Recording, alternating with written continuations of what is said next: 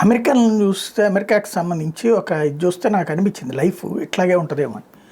School చదివే రోజుల్లో సాయంత్రం 6:30, 7 అయ్యేటప్పుడు నిద్ర వచ్చేసేది.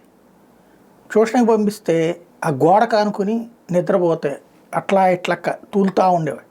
లేపి కొట్టిన సందర్భాలు ఉన్నాయి. టీ తాగితే తగ్గిద్దంటే టీ తాగి నిద్రపోయిన సందర్భాలు ఉన్నాయి. అప్పుడు నిద్ర అనేది అస్సలు కంట్రోల్లో ఉండేది కాదు. అంటే బాధ్యత లేని వయసు. మిగతా పిల్లలతో పోల్చుకుంటే నిద్ర నాకు ఎక్కువగా ఉండేది.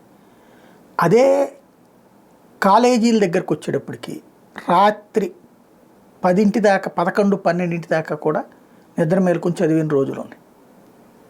ఇంటర్మీడియట్ దగ్గర నుంచి డిగ్రీలకు వచ్చేటప్పటికి ఉద్యోగాలు చేస్తూ చదువుకోవడం అనేటప్పటికి 11, 12 ఇంటికి చేరి మళ్ళీ పొద్దున్నే 6 బయలుదేరి ట్యూషన్ చెప్పుకునేటటువంటి పరిస్థితి.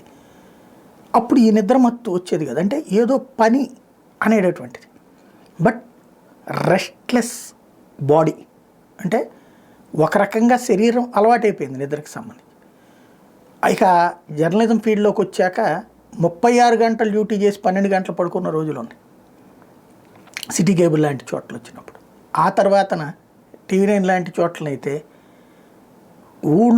ఊళ్ళు ఇతర జిల్లాలకి, ఇతర ప్రాంతాలకి, ఇతర ఏరియాలకి పోతా కవరేజీల కోసం లాంగ్ జర్నీలు చేస్తున్నప్పుడు ఆ మారుతి వ్యాన్లో వెనక్కి వాలి పడుకున్న నిద్రే నిద్ర. 24 గంటలు పరుగు అన్నటువంటి సిస్టంలో ఉండేది. ఇట్లాగా నిద్ర అనేటటువంటిది, అంటే ఇవాళ అయితే పొద్దున్నే 4 మెలకు వస్తుంది, అప్పటి నుంచి రాత్రి 10:30 దాకా. కానీ 9, 10 అయ్యేటప్పటికి నిద్ర మొత్తం వచ్చేస్తుంది, ఎందుకు పొద్దున్నే లేకపోతే. కానీ ఏమనిపిస్తుంది, బాడీకి రెస్ట్ కావాలి, నిద్ర కావాలి. కానీ నిద్రపోదామంటే వీడియోలు చేసుకోవాలి, చేసుకుంటే కానీ నలుగురికి చూస్తే కానీ 4 రూపాయలు రావు, 4 రూపాయలు వస్తే కానీ వ్యవస్థ నడవదు. కాబట్టి చేయాలి. ఇదంతా ఎందుకు చెప్తున్నంటే అమెరికాలో రూపాయి ఇదివరకటితో పోల్చుకుంటే ఇప్పుడు కంఫర్టబుల్ కొంచెం తినడానికి ఉండటానికి. కానీ ఇది పోకూడదని కష్టపడతాం. అమెరికాలో సేమ్ పరిస్థితి.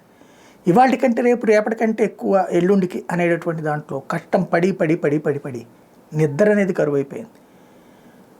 అమెరికాలో 100కి 70 మంది అవసరమైన నిద్ర లేదు అని బాధపడుతున్నారు.